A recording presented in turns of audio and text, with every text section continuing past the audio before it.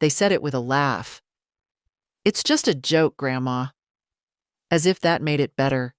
As if my house turned upside down, my floor sticky with beer and God knows what else, the sharp chemical smell coming from the guest room, and 5 strangers passed out in the den. As if all of that was funny. At 78, I've seen too much to be shocked. But I wasn't prepared for this kind of humiliation in my own home. And I certainly wasn't ready for the knock on the door at 2 in the morning. It started with music. Not loud at first. A slow pulse of bass coming from downstairs. I thought I'd dreamed it. But then the laughter came. High, shrieking, young laughter, the kind that fills a room and doesn't care who's listening. I sat up in bed, reached for my glasses and realized 2 things at once. The music wasn't in my head, and I wasn't alone in the house. I came downstairs in my robe and slippers, already knowing who I'd find. Bella, my granddaughter. 19, restless, and perpetually between jobs. She'd asked to stay just a few nights 2 weeks ago. I should have said no. But when your own blood stands on the porch with her suitcase and a tearful story about her awful roommates, you don't think. You open the door. You make up the guest bed. You make soup. That's what grandmothers do. Only now, my guest room door was wide open, and the air inside smelled burnt. Not like cooking. Sharper. Chemical. I didn't go in. I turned the corner to the living room, and there they were. Bella, sprawled on the couch with a plastic cup in one hand and someone else's jacket on her lap. A boy with green hair dancing alone in front of the window. 2 girls giggling over a phone on the floor. Bottles everywhere. My ceramic lamp knocked over and broken. And in the middle of it all, Bella waved at me like I was a houseplant that had started speaking. "Grandma, you're up. We were trying to be quiet."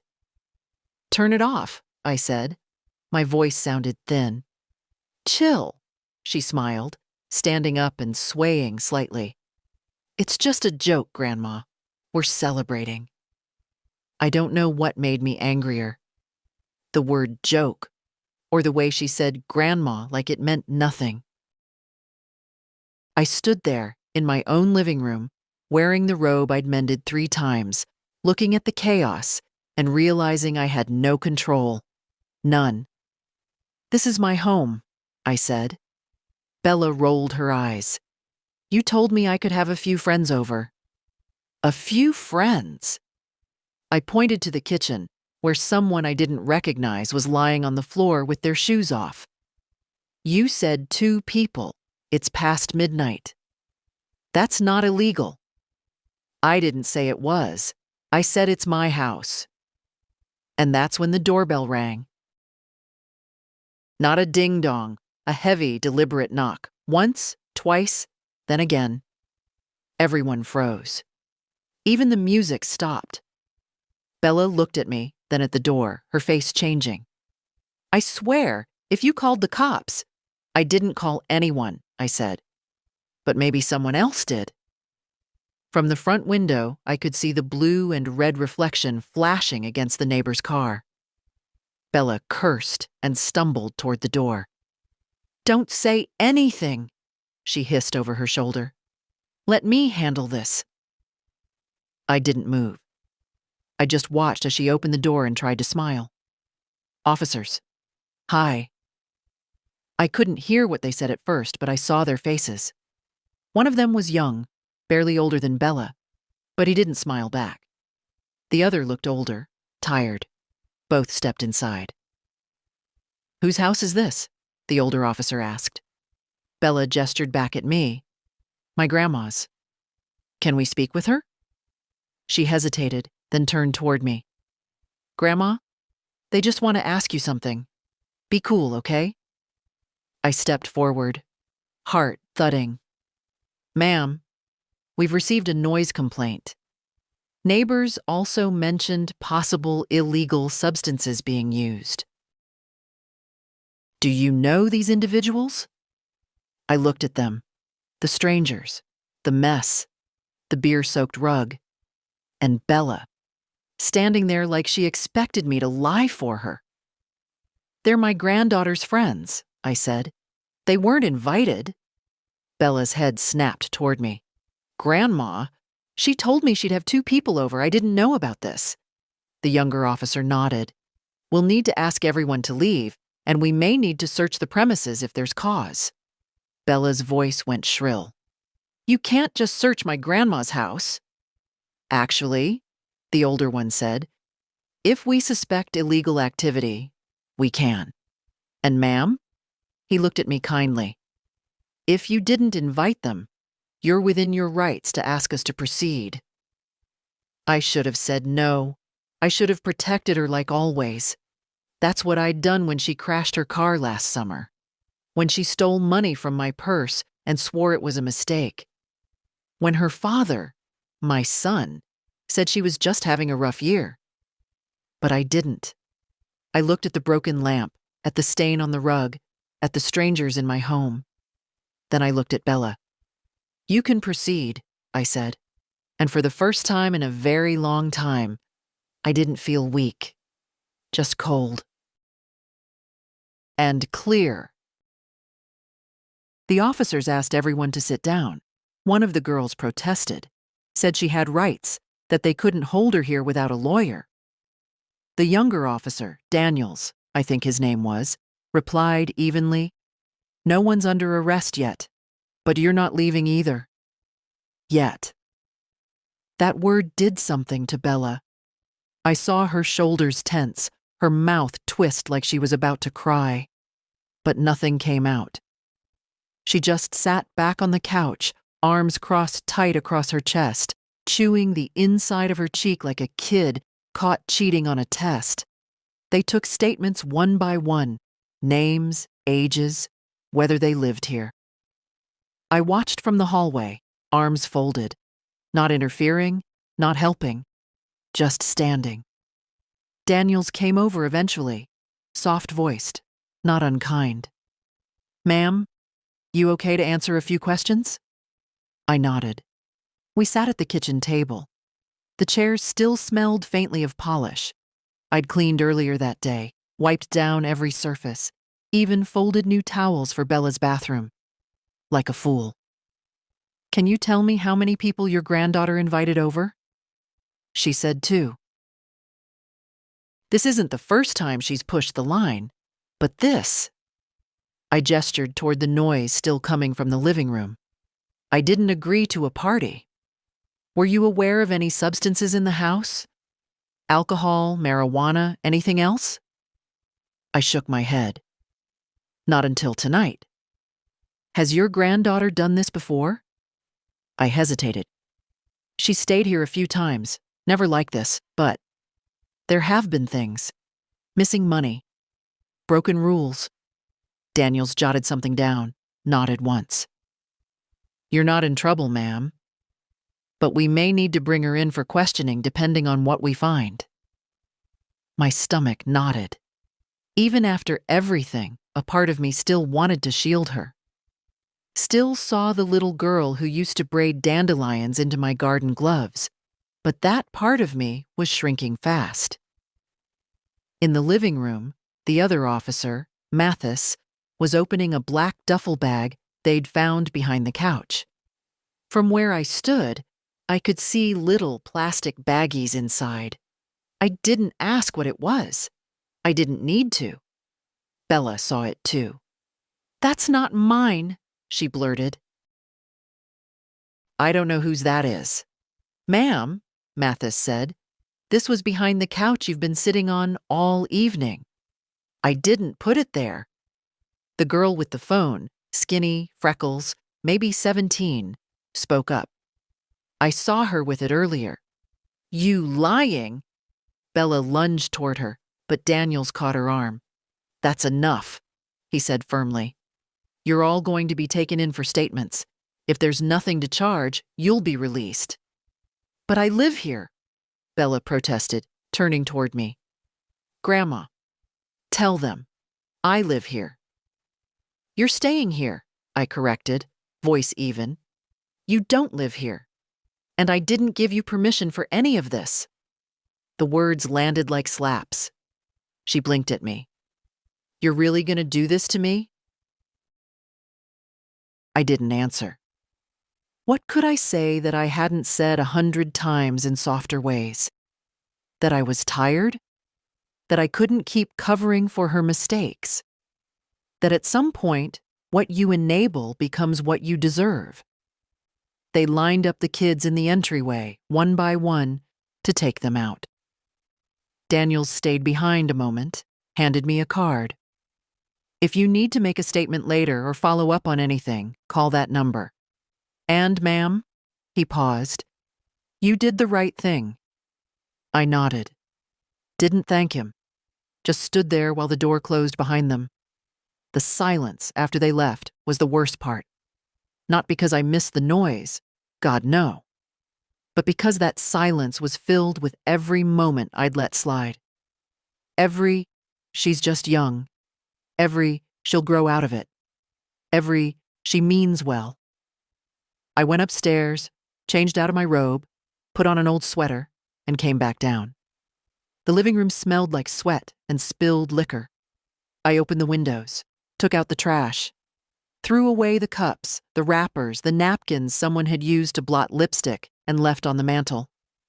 I worked steadily, mechanically, like scrubbing away the night would reset something. At 3:15, the phone rang. Unknown number. I let it go to voicemail. It rang again at 3:20. I picked up. Grandma? Bella's voice, hoarse. They're not charging me yet. They said I might be released in the morning. Can you come? I said nothing. Please, she whispered. I didn't know there was stuff in that bag. It wasn't mine. You know I'd never. I'm tired, Bella.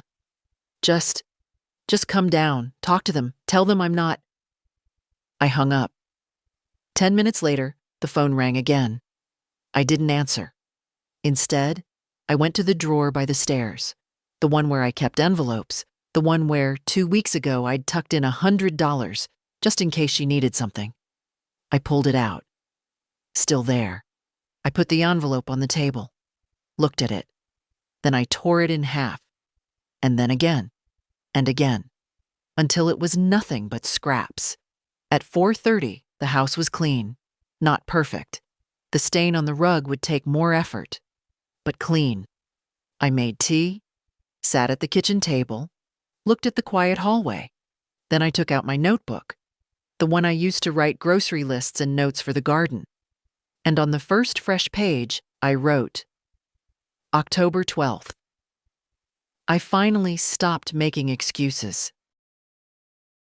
By mid-morning, the silence in the house had turned from relief into something heavier. Not regret, not exactly, but something that pressed in from the walls, like the air was waiting for me to change my mind. I didn't. The call came at 9:42. A number I didn't recognize. I let it ring until voicemail picked up, then immediately regretted it. What if it was the officer or the station? I checked the message. This is Officer Mathis from Somerville PD, calling on behalf of Ms. Bella Millard. She's been released into our care but has no transportation arranged. If you could contact us or pick her up within the next hour, we'd appreciate it. I sat back in the chair and stared at the cracked ceiling. I could already see the way this was supposed to go. I'd show up. She'd come out with wet eyes and a voice like a child's, saying she didn't mean for things to go so far, that it was just a party, that she didn't know. Then we'd drive home in silence, and she'd sleep until noon, and by evening, it would be back to normal. Her music thumping behind her bedroom door. My name shouted only when she wanted something. That's how these things reset. Unless you don't let them. I didn't call back. At 10:26, another number. Then at 10:51, my son, Paul. The last time he'd called was in July, when he needed help with a tax issue he couldn't tell his wife about. Before that, Christmas, barely 5 minutes, mostly asking if I'd be sending money for Bella's books. I'd sent $400, no thank you note. "Mom," he said, not even waiting for me to say hello. "What the hell is going on?" "Good morning, Paul." "I just got a call from Bella. She said she spent the night in jail." "She spent the night at the station. There's a difference." "What happened?" "She said you called the cops on her." "No, the neighbors did. I just didn't lie for her." Silence. "She's 19, for God's sake. You really couldn't handle this another way? She said she asked you to help." "She did, and I said no." "Unbelievable." "Paul," I said, calm but firm, "did you know she was throwing parties here?" "What?" "No. She said she had strangers in my house, drunk, loud, possibly worse. There were drugs, Paul." Another pause. I could hear him breathing, faster now. "She said it wasn't hers." Maybe it wasn't, but she lied. Again. And this time, I'm not pretending it's fine. His voice turned cold. "You could have ruined her life." I almost laughed. "I didn't ruin anything. I cleaned up after her. Again. I took responsibility. Again. What I didn't do, for the first time, was make myself small to protect someone who doesn't respect me." "That's not fair," he snapped. "No," I said quietly. "It's not. None of it has been." He hung up.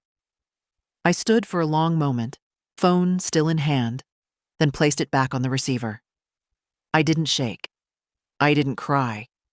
It was like my body had already done enough of that for one lifetime. By noon, the texts had started. "Bella, Grandma, I'm sorry, please let me come back." Then, "I have nowhere to go." Then, "You don't care if I end up on the street?" I put the phone on silent.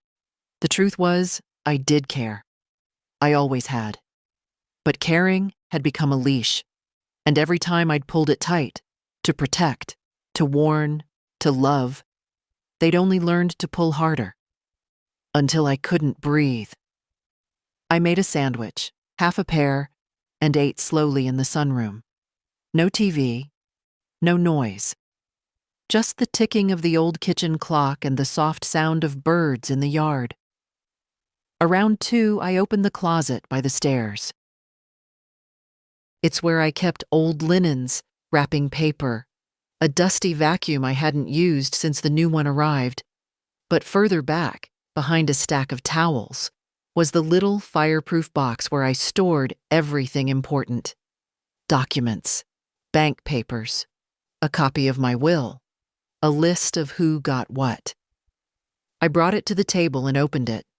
The will hadn't been updated in 6 years. Back then, Bella had just graduated high school, and Paul still came over for Sunday dinners twice a month. Back then, I thought we were still a family. I sat down and read through it all. 3 hours later, I called my lawyer, made an appointment for Monday. Then I called my bank. "Hi, this is Nora Millard. I'd like to set up a meeting to review some authorizations. And I'd also like to create a separate account in my name only, no co-signers." The woman on the line, young, maybe 25, asked, "Do you want to close the existing joint accounts?" "Eventually," I said. "But for now, just make sure no one can access anything I don't approve. I'll be in Monday morning to sign whatever's needed." I hung up, folded the will, put everything back in the box. And for the first time since Bella moved in, I locked my front door from the inside. I expected her to show up that evening, maybe with tears, maybe with shouting, but she didn't. Instead, I got a visit from someone else. Just after 6, the doorbell rang. I was in the kitchen, drying dishes. I moved slowly. Not because I was afraid, but because I already knew. Some things announce themselves before they happen. The air gets heavier. Your hands go colder. When I opened the door, Paul stood there. He wasn't alone. Beside him was a woman I didn't recognize, maybe early 40s, in a sleek blazer and tight bun, holding a clipboard. "Mom," he said, stiff. "This is Judith Graves. She's a family advocate. We'd like to talk." I looked from him to the woman, then stepped aside. "Come in, then." They sat on the couch. I remained standing. Judith smiled, the professional kind, the one they teach you in training. "Mrs. Millard, thank you for letting us in. I understand things have been a little tense lately." "I wouldn't call it lately," I said. Paul sighed like a tired teacher. "Mom, we're not here to fight." "Then what are you here for?" Judith leaned forward slightly, hands folded. "Your granddaughter is very upset. She says she's been left without a place to stay, and that there's been a breakdown in communication. We're here to see if there's a way to resolve that." "She threw a party with drugs in my house," I said plainly. "She claims she didn't know." "She's 19, not 9. Judith nodded. "I'm not disputing your version.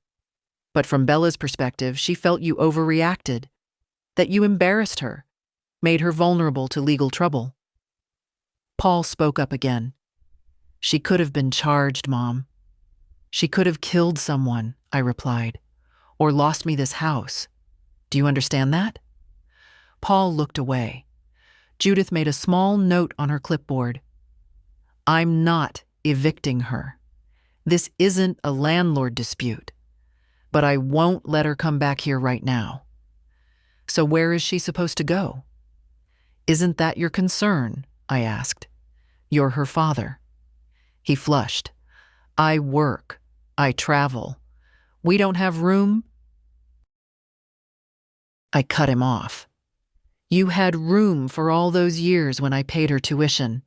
When I covered her rent that time, she forgot to apply for financial aid.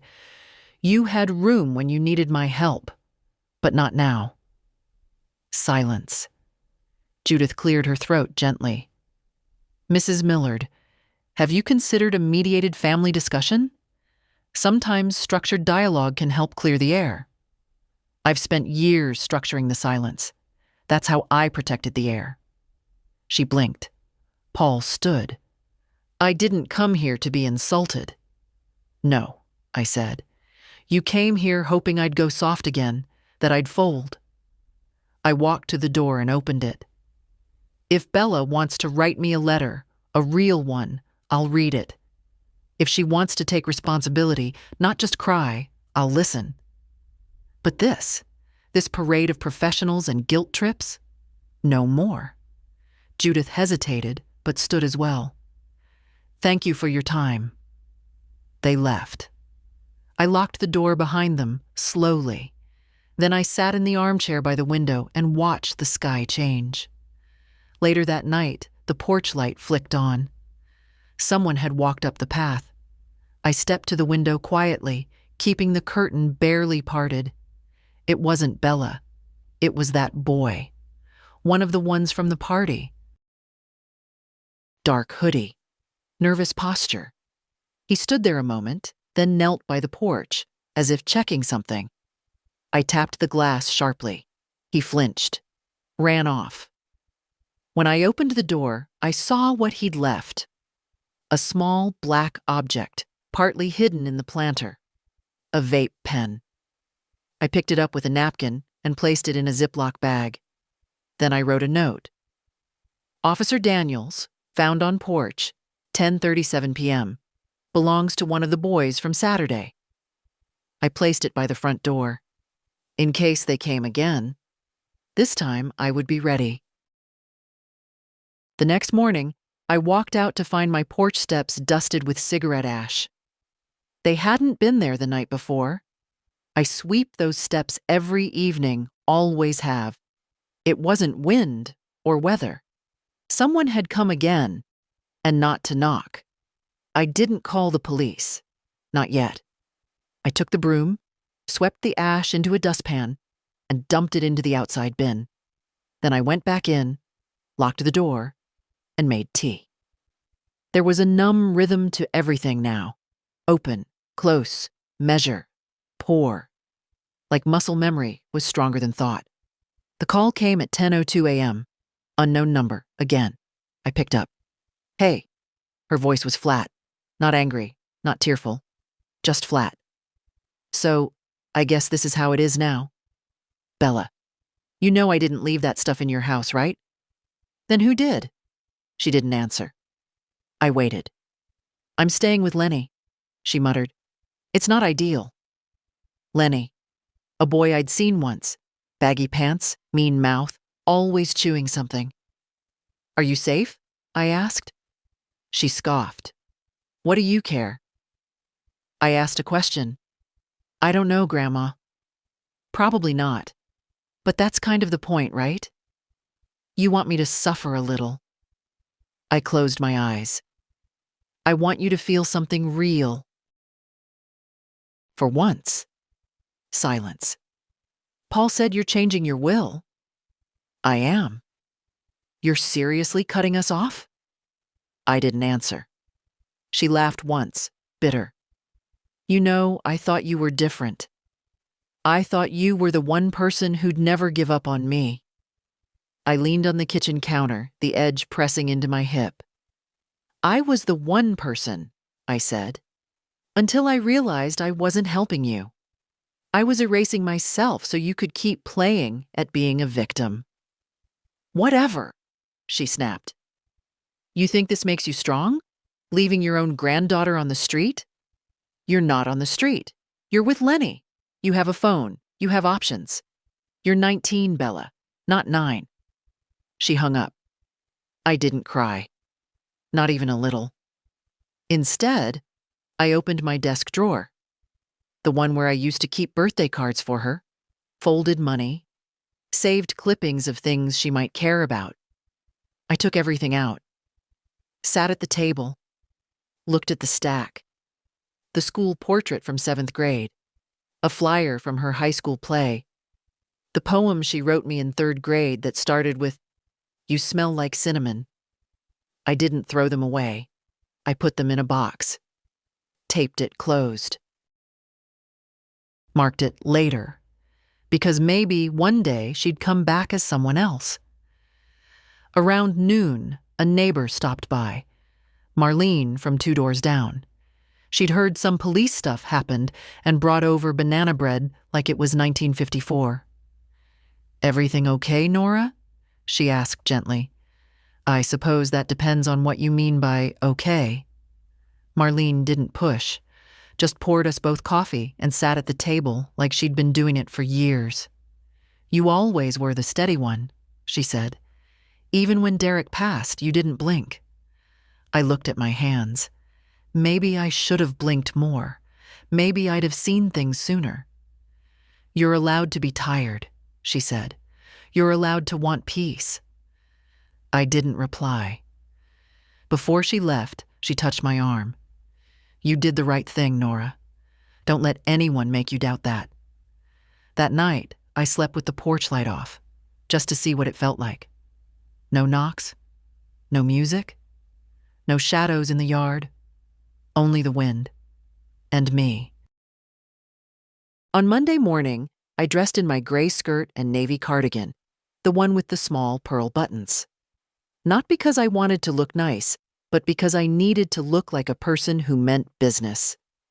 At exactly 9 a.m., I walked into the Somerville Bank. They still had the same plastic plants in the corners, still played that soft instrumental music that made you feel like you should whisper. A young man at the desk greeted me with a bright smile that didn't reach his eyes. "I have an appointment with Clara Jensen," I said. He checked a list, nodded, and motioned to the side door. "Right this way, Mrs. Millard." Clara had been my financial advisor for nearly 8 years. She was polite, efficient, always remembered to ask about my garden. But today, she looked slightly different. More alert, more cautious. "Mrs. Millard," she said, standing. "I got your message. Everything all right?" I'd like to review all account authorizations, and I'd like to revoke power of attorney from my son. Clara didn't flinch, but her pen paused mid-note. Of course, she said. Can I ask if there's been any incident? There's been clarity, I replied. She nodded and began pulling papers. We spent nearly an hour reviewing everything. There were 3 active accounts, 1 personal, 1 joint with Paul, and 1 college fund Bella no longer qualified for. There were also 2 automatic transfers, 1 to Paul's mortgage and 1 small monthly withdrawal labeled Bella Misk. When were these last authorized? I asked. Clara scanned the screen. Paul's mortgage draft has been running for 4 years. Bella's started 19 months ago. It looks like it was added during a visit. I want both canceled, effective immediately. Understood. And the joint account. Close it. Transfer the remainder to my name. Of course. As I signed each document, I felt something shift inside me. Not power, exactly, but weight. Weight returning to the proper place. Clara looked up. Would you like to set up any new beneficiaries? Yes, I said, but not today. Today I'm just cleaning house. I walked out of that bank lighter, not euphoric, not triumphant, just clean. Next stop was the attorney's office. I hadn't been there since I updated my will after Derek passed. It smelled the same. Old carpet, lemon polish, and faintly of dry paper. Mrs. Millard, said Jonathan Hale, rising to greet me. It's been a while. I need to make revisions, I said, sitting down. Some names need to be removed. Some allocations changed. He opened the file slowly. Of course. And may I ask what prompted the change? My family believes I owe them everything and deserve nothing in return. I want that reflected in writing. We worked for 2 hours. I removed Paul as executor, changed Bella's portion to conditional, left a note to be read aloud only if she challenged it. Nothing cruel, just facts. Jonathan read it twice, then said softly, "It's firm, but fair." "Good," I said. "Let it be the first time anyone said that about me." By the time I returned home, it was nearly 2. The house was quiet, and for once, it didn't feel like punishment. I made myself lunch: tuna and celery on rye, a peach from the bowl I'd almost forgotten was there. I ate in the sunroom, watching the way the light hit the floorboards just so. I thought about the years I'd spent waiting for gratitude, for a phone call, for someone to remember my birthday without prompting. And then I thought, maybe I'd been waiting for myself. After lunch, I opened the closet by the stairs and pulled out the storage bin marked Paul Taxes. I dumped it on the rug and began sorting. Receipts, scans, letters he never came back to pick up. I filled a trash bag halfway, then paused. At the very bottom was a photo, not in a frame, just loose, curled at the edges. It was from 20 years ago. Paul holding Bella on his shoulders, both of them laughing. And behind them, slightly out of focus, was me, carrying the cooler, smiling, not a centerpiece, just the one making it all happen. I looked at that version of myself and felt the deepest kind of grief. Not for what I'd lost, but for how long I'd gone unseen. I didn't tell anyone what I'd done. Not Paul, not Bella, not even Marlene, though she stopped by the next day with a jar of plum preserves and asked, gently, how things were going. I just smiled and said, "Fine." Because they were. Not happy, not easy, but mine. That evening, I opened the windows in the living room for the first time in weeks. The air smelled like cut grass and the neighbor's grill. Somewhere, 2 streets over, kids were playing, loud, wild voices that made me think of summers long gone, when laughter didn't feel like something I had to earn. I spent the next few days sorting things, not just papers, drawers, shelves, even the basement. Every time I picked up an object, I asked myself one question. Is this something I chose to keep, or something I never questioned? I found things I'd forgotten I owned. Derek's cufflinks, still in their velvet box. A postcard from a friend who died years ago. An old scarf Bella had once knitted for me, all crooked stitches and bright yarn, before she got bored and moved on to something else. I kept that one. Not because it was beautiful, but because it reminded me there had been a time, even a brief one, when she wanted to give, not just take. On Thursday afternoon, there was a knock at the door. Not the hesitant kind, not the angry kind, just firm, straightforward. When I opened it, I didn't expect to see her. Bella stood there with a backpack over one shoulder, her arms crossed tight. No makeup. Hair in a loose ponytail. She looked smaller. "I'm not here to fight," she said. I nodded, but didn't move. "What are you here for?" She shifted. "I wanted to see if maybe I could come in, just to talk." "Talk?" "5 minutes," she said. "Then I'll go." I stepped back, just enough for her to enter. She walked to the middle of the living room, glanced around like it had changed. Maybe it had.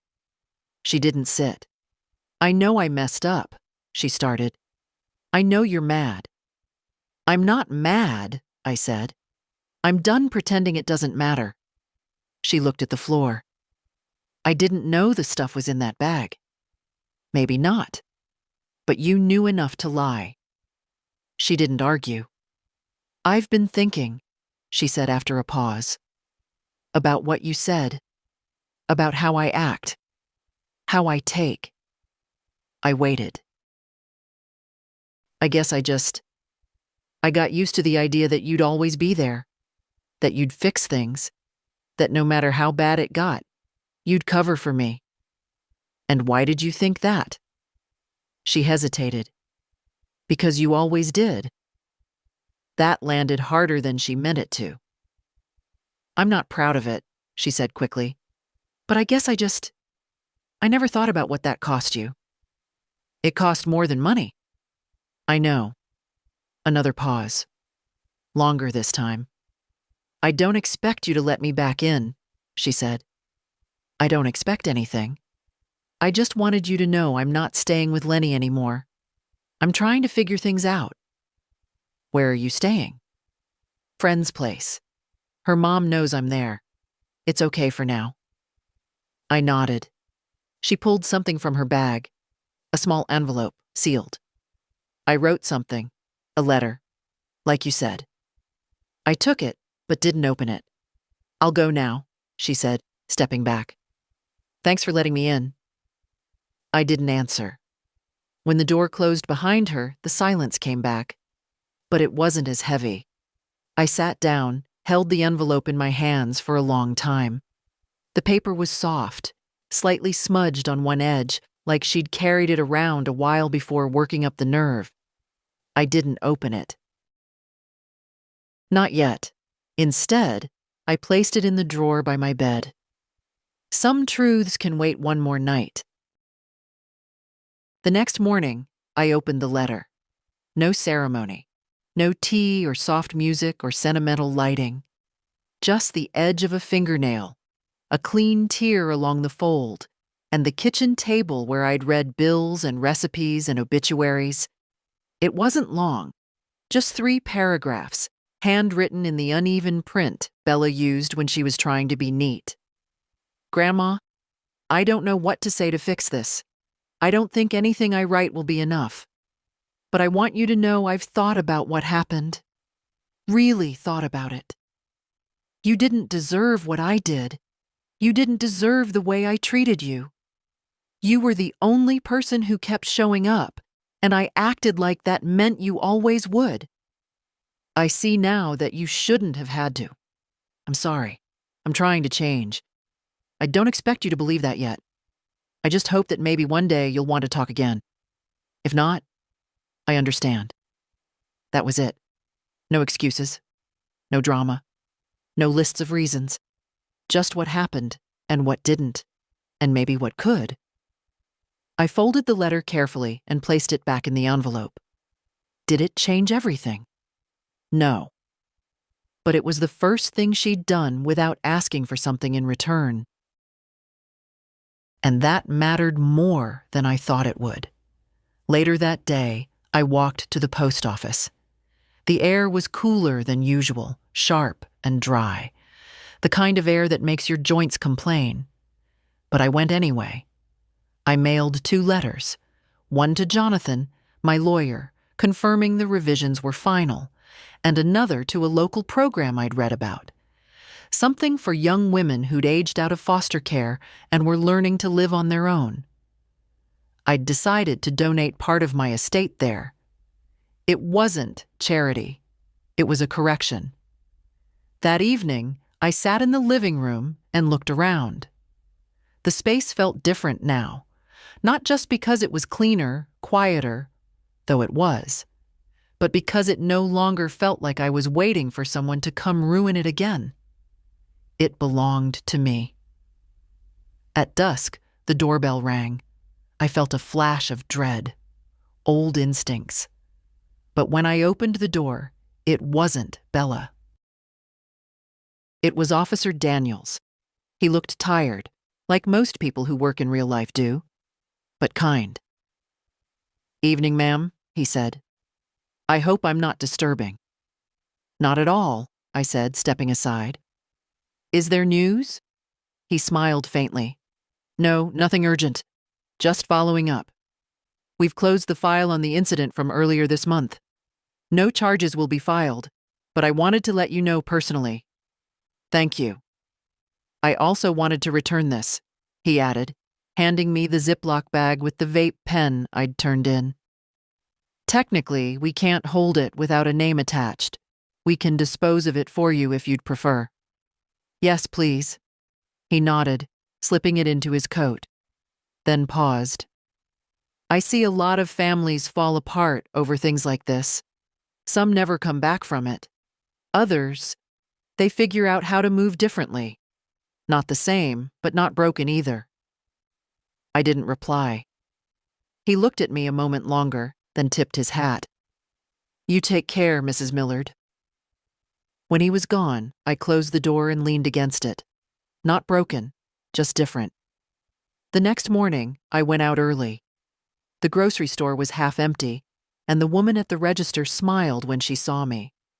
Her name was Kayla. Young. Maybe 21. Always gentle with the eggs. "Morning, Ms. Nora," she said. "Haven't seen you in a bit." "I've been busy," I replied. She glanced at the small haul in my basket.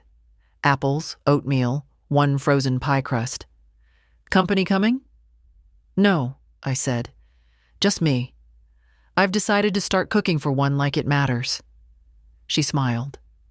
"Good for you." I walked home slowly, not because of the wait, but because the weather was nice. The trees were just starting to turn, and the wind carried that first breath of autumn, clean, honest, final. At the mailbox, there was a card.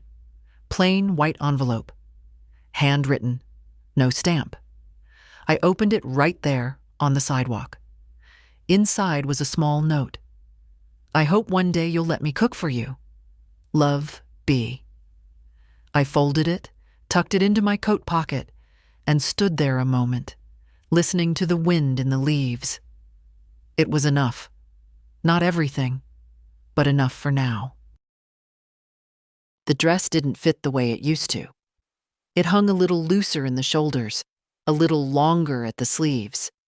My back had curved slightly over the years, and the waist wasn't where it had once sat. But I wore it anyway. Dark teal, simple cut, soft fabric. Derek had bought it for our 40th anniversary dinner. I hadn't worn it since his funeral. I stood in front of the mirror, adjusting the neckline. Not for beauty, just to feel, for once, like I was choosing how I entered a room. Downstairs, I'd already set the table. Not out of habit. I hadn't hosted anyone in months, but because I needed to remember what it felt like to create space. Not for guests, not for performances, just for myself. One plate, one glass, a cloth napkin. My mother used to say that how you feed yourself when you're alone is how you tell the world what you think you deserve. For a long time, I'd eaten standing at the sink. Not tonight. I boiled potatoes, baked fish, steamed carrots with fresh dill. I lit a candle. Not scented, just plain beeswax. I put a record on, the old kind with the scratches that made the music feel like it had lived a life of its own. And then I sat. The chair didn't creak the way it used to. I'd tightened the bolts last week, another small task I'd put off for years while waiting for someone stronger to do it. It turns out I'm stronger than I thought. Halfway through dinner, the phone rang. I didn't rush to it. I let it ring 3 times before answering. "Hi, Grandma." Bella's voice was quiet, softer than before. I just wanted to say, "Thank you for reading the letter. I figured you had, since you didn't throw it back at me." I read it, a pause. I meant it. I know. Another pause, longer this time. "I have a job interview next week," she said. "At the co-op. Just cashier stuff. But it's something. That's good. They said I might need a reference. I won't put you down unless you're okay with it." "I am," I said. "You don't have to say yes just to be nice." "I'm not being nice," I said evenly. "I'm trusting you'll tell them the truth about yourself. That's the only reference that matters." She let out a breath. "I'd like to stop by. Not to stay. Just maybe bring you dinner. Not tonight." "No? I know, I'm here when you're ready." I hung up gently. The rest of the meal went cold, but I didn't mind. I scraped the leftovers into a container, wiped down the counter, washed each dish by hand. There was peace in that. Not joy, not celebration, but peace. Later, in the quiet, I pulled the small wooden box from the hallway closet. The one Derek built for me during our first year in the house. It still smelled faintly of cedar, and the hinges still squeaked. Inside were old letters, photographs, a lock of hair from when Paul was born, tied with blue thread. I added Bella's letter to it, tied it gently with a piece of ribbon I hadn't used in years, not as a gesture of forgiveness, but as proof, to myself, that people can change if they decide to. I closed the lid. The candle had burned halfway down. I let it finish. He didn't call first, just knocked. 2 short raps, then silence. I knew it was him. That rhythm, brisk, impatient, hadn't changed since he was a teenager. Even then, Paul never waited to be invited. He expected doors to open. I didn't move right away. I was in the sunroom, reading, and I finished the paragraph before I stood, just to remind myself I could. When I opened the door, he looked surprised, maybe because I wasn't startled, or maybe because I didn't smile. "Can we talk?" he asked. I stepped aside. He came in, glanced around like he was seeing the house for the first time, even though nothing had changed. Same photos, same worn rug, same faint smell of lemon oil and old wood. He didn't sit. "I don't really know where to start," he said. "That's usually a sign you don't want to say what you came here to say." He looked at me, not angry, just wary. "Bella told me about the letter, and that you're talking again."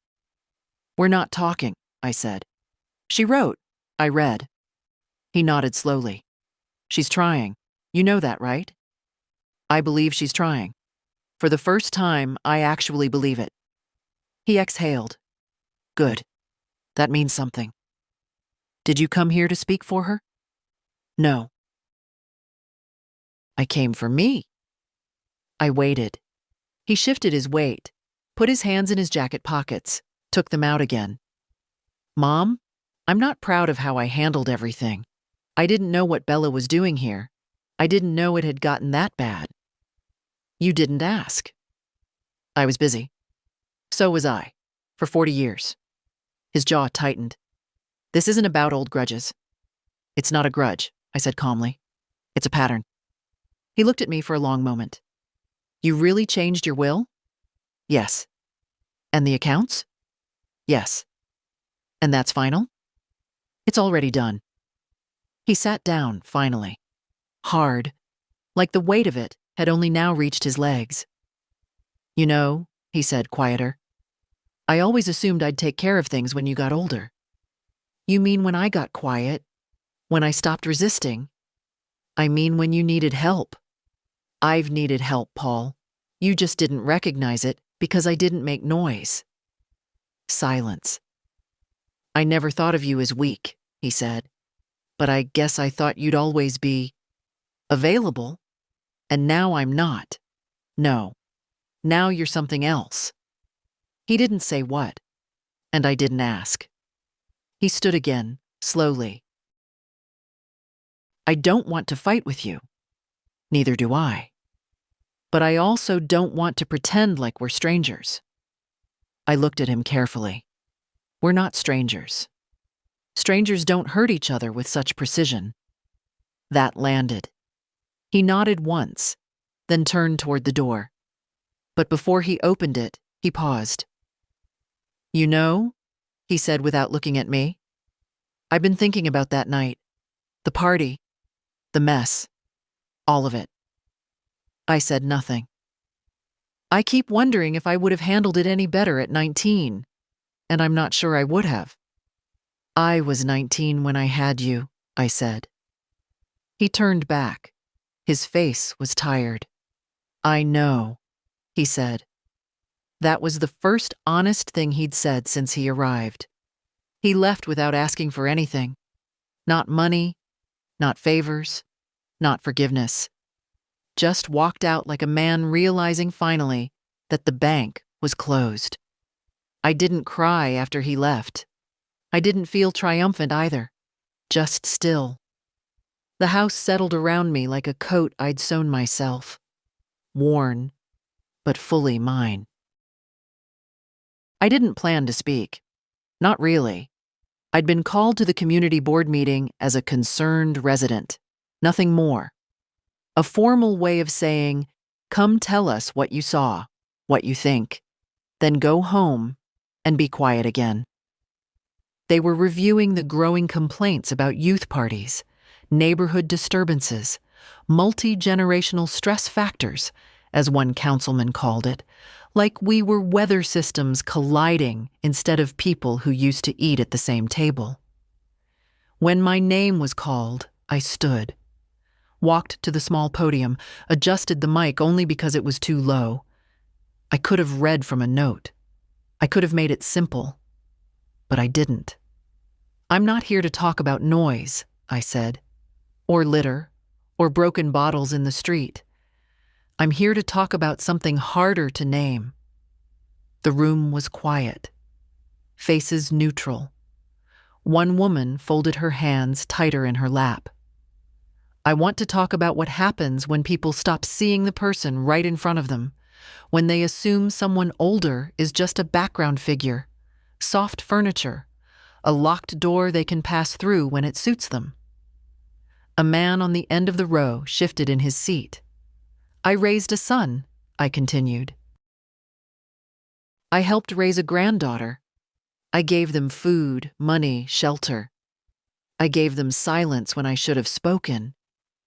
I thought that was love. I thought letting things go was what made a family work. I looked down for a second. Not because I was ashamed, but because truth doesn't always need to be stared at head on. But letting things go can also be a way of disappearing, of saying, without saying it, that your needs don't count, that your name doesn't matter, that as long as the lights stay on and the fridge is full, no one has to ask who filled it. A murmur from the back. I kept going. I let myself be used. I let it happen because I was tired, because I was raised to endure, because women my age are taught that dignity is something you preserve quietly, not reclaim loudly. I exhaled. Let the next sentence settle before I said it. But I don't believe that anymore. Silence. Not the uncomfortable kind, the listening kind. Something happened in my house. Something that forced me to see things I'd avoided. My granddaughter brought strangers, substances, danger. And for the first time, I didn't clean it up. I didn't protect her from the consequences. I protected myself. No one moved. Even the councilman looked different now. Smaller, maybe. I'm not here to demand policy. I'm not asking for pity. I just want this said in a room where it can't be unspoken. We don't stop mattering when we get old. And our silence is not permission. I stepped back, walked to my seat, sat down. Not a single person applauded, but not because they didn't hear me. They were still absorbing it. After the meeting, a woman in her 60s, face lined, eyes soft, touched my shoulder. "Thank you," she whispered, for saying it out loud. At home, I took off the cardigan I'd worn to the podium, folded it neatly, placed it in the drawer. Then I sat at the table, and for the first time in years, I said my own name, out loud to no one but the room, just to hear it take up space again. Nora. The envelope came on a Wednesday. No return address. Just my name, typed neatly, centered. I knew what it was before I opened it. You develop a sense for these things. The texture of paper that carries decisions. Inside, one page. A formal letter from the legal office where my revised estate documents had been filed. Notice of beneficiary adjustment sent to all previously named recipients. Translation? Paul and Bella had received their copies. There was no need to call, no need to explain or defend. The silence after a decision is its own form of justice. 2 days later, the phone rang. I didn't recognize the number, but I answered. Mom. His voice was calm, careful. I got the papers. I know. A pause. It was a bit stark. It was honest. Another pause. I see that now. I waited. I didn't call to fight, he said, or to talk you out of anything. I just thought I should tell you. I've started cleaning up a few things, on my end. Like what? Money stuff, the mortgage, some back taxes, things I let slide. I'm taking responsibility.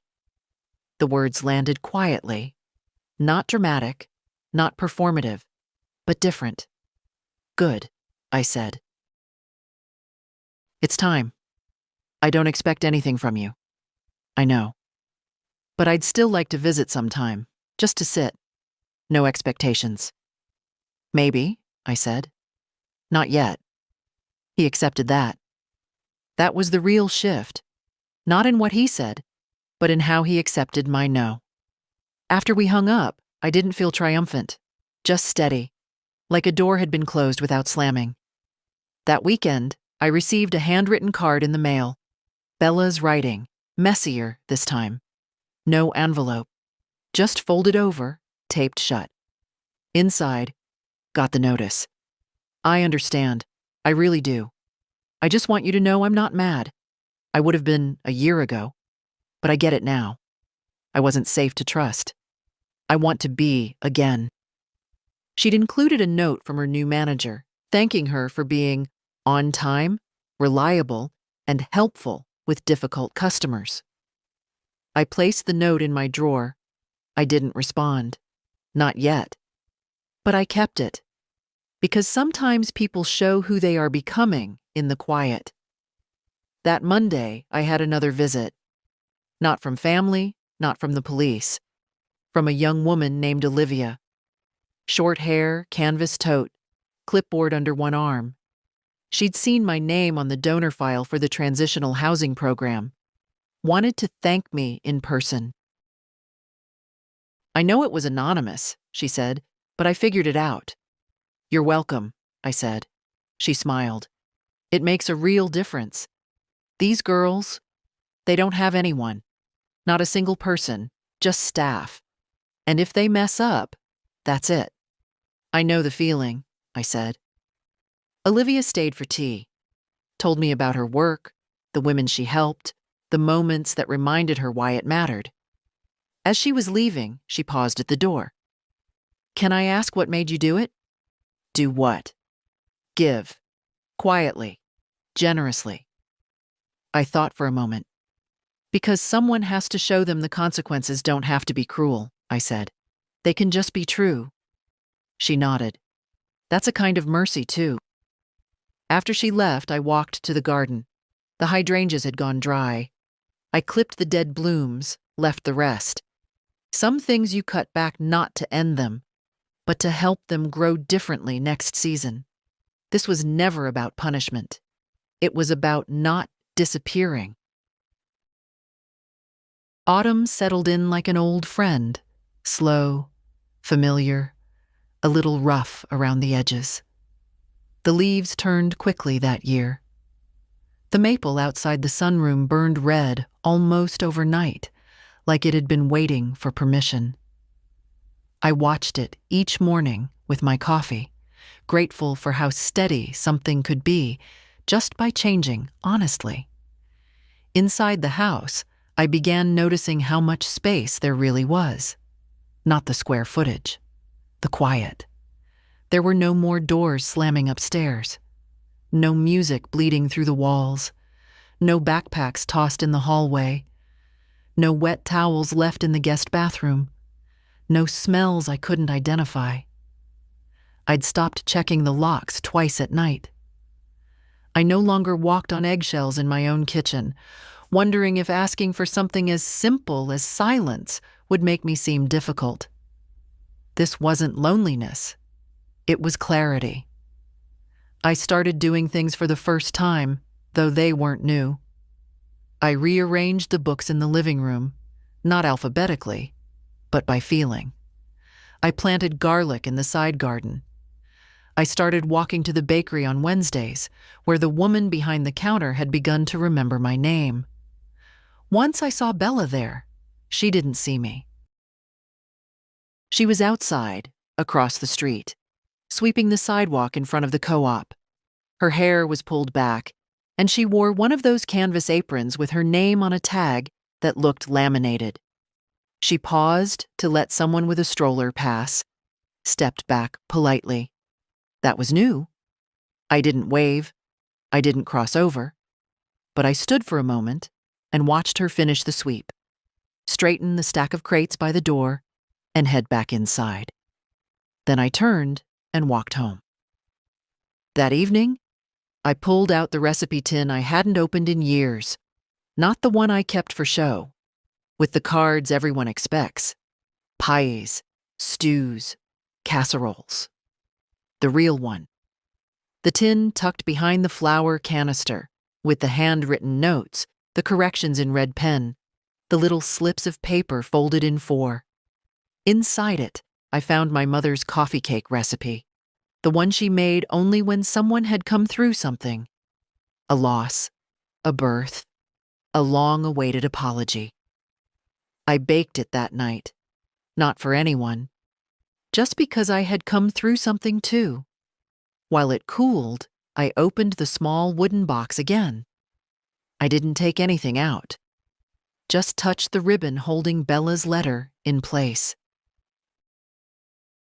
I thought of the way she'd signed it. No demands, no expectations, just love be, as if she was hoping the rest might grow back on its own, like skin. The cake smelled like cinnamon and browned butter. I wrapped half of it in foil. set it by the door. The next morning, I took the long way to the co-op. Bella wasn't out front. A young man was instead, wiping down the sandwich board. I asked if Bella was working. He nodded. Back in 10, smoke break. I left the foil-wrapped cake on the counter. "Tell her it's from her grandmother," I said. "She'll know." He didn't ask questions, just nodded. I didn't wait. I walked home the same way I came. Slow, hands tucked in my coat pockets, the wind sharper now. That afternoon, the phone rang once, then twice, then stopped. No message. No text. Just the sound of a door quietly nudging open, somewhere far enough away that I could choose whether to walk through it. I didn't. Not yet.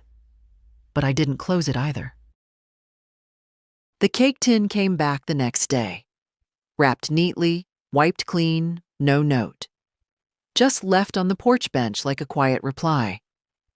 I brought it inside, set it on the counter, and stood there for a while. Not because I expected anything more, but because sometimes silence has weight. And this one was different. Not absence, not punishment, just space. A space she chose to leave something in, even if only briefly. I didn't call her, didn't write back, but I kept the tin out, just in case. That weekend, I got the ladder from the garage and cleaned the gutters. It was a task I'd avoided for years, always waiting for someone younger, stronger, more practical to offer. No one ever did. So I did it myself. Gloves, bucket, old flannel shirt. The ladder creaked, but held. My knees ached, but they worked. I cleared every leaf, every bit of silt, and when I climbed back down, I felt more like myself than I had in years. Not young, just capable. Marlene passed by as I was pulling the ladder back into the garage. "Doing it yourself?" she called from the sidewalk. "Seems I always was," I replied. She smiled and kept walking. That night I slept better than I expected. The good kind of tired. The kind that comes from doing something uncomfortable and finishing it anyway. In the morning, I made oatmeal, added apples and cinnamon.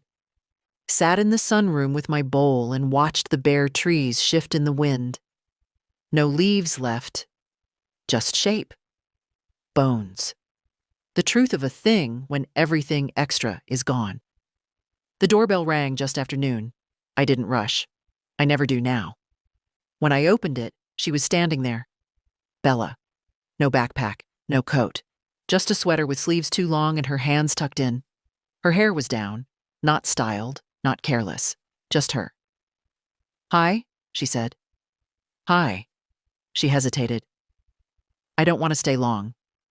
"You can come in." She did. We sat in the living room, not across from each other, not stiff. Just two women in a quiet room with enough history between them to furnish a house. She looked around like she was seeing it for the first time. "It smells like cinnamon," she said. "I baked. Just for me." She nodded. There was no script, no apology, no declaration, just presence. She pulled something from her pocket. A key. The one I gave her 2 years ago, back when I still thought giving access was the same as giving love. "I don't think I should have this anymore," she said, setting it on the coffee table. "Not unless you decide to give it back." I looked at it. Brass. Worn. Honest. "You could have just left it." "I wanted you to see me return it," she said. That mattered. She didn't ask to stay. Didn't ask for money. Didn't ask for forgiveness. She just sat. And for the first time, I let myself really look at her. Not as a granddaughter, not as a mistake to manage, but as a girl on the edge of being someone better. She met my eyes and held them. "I don't need anything right now," she said. I'm trying to be someone who doesn't take without asking." I nodded. She stood. "I should go. You can stay for tea if you want." She paused. I'd like that. I rose, moved to the kitchen without rush, put the kettle on, found 2 mugs, no fanfare. She followed me in, quietly, and we stood there in the warmth and the silence and the sound of water starting to boil. Nothing fixed, but something started. I never gave her the key back. Not yet. It's still in the drawer by the sink, next to the twist ties and spare batteries and one of Derek's old pocket knives. Not hidden, not waiting, just there, until I know it should belong to someone again. It's not about punishment. It's about pace. Some things come back too fast and tear the skin they land on. Some things return slowly and learn how to stay. Bella comes by most Sundays now, not every week and not always with notice, but often enough that I've started keeping 2 clean mugs on the counter. She brings scones sometimes. Once, she brought laundry and asked if she could do it here, not because she expected it, but because the machines at her apartment building were broken. She asked. That's what mattered. We don't talk about the party, or the station, or the years before. Instead, we talk about her job, the woman who trains her, the customer who left a tip just for being treated kindly, the first paycheck that made her cry. And we talk about other things too, my garden, the bakery, a book we both started but didn't finish. Easy things, new things. Things that don't lean too hard on the past. The past will hold its own weight. I don't have to carry it for everyone anymore. Paul hasn't come by. He calls sometimes. Short check-ins, quiet updates. He asks if I need anything, and I tell him no. He always hesitates before hanging up, like he's trying to find a way back into a room that no longer needs his permission. I don't resent him. I just don't explain myself anymore. There's power in that. Not anger, not pride, just clarity. Last week, I stood in front of the mirror and saw myself, not as a version of who I was, not as someone shrinking into the corners of her family's needs, but as a full person, wrinkled, strong, patient, whole. I wore the teal dress again, not for a funeral, not for company, just for me. Because sometimes you need to remind yourself that softness is not weakness, that age is not absence, that silence is not the same as being small. I baked another cake, not because someone had earned it, because I had. I sat in the sunroom with a slice, the late autumn light warming the window pane, the sound of crows overhead like old friends checking in. I thought of everything I hadn't said for years, all the ways I'd kept my hands busy instead of speaking. And I thought about the women like me, the ones reading this now, nodding not because they're entertained, but because they've been there. You. Yes, you. You who folded laundry with your mouth closed, who paid the bill with no name on it, who kept the peace and forgot yourself in the process. You who cried quietly in your car, then came home and made dinner for people who didn't notice. You're not invisible. You're not furniture. And you're not too late. If they forgot who you were, that doesn't mean you disappeared. If they spoke over you, that doesn't mean your voice is gone. If you let them take, it doesn't mean you have nothing left. You are allowed to change your mind, to say no, even if you never have before, to take your name back from the mouths that misused it, to become, finally, the person you were before they told you to soften. It's not too late. It never was. They will call you bitter, maybe. Let them. They don't know the sweetness you had to bury to survive. They will say you've changed. Say yes. Say it proudly. And then, if you have it in you, bake a cake. Not for them. For you.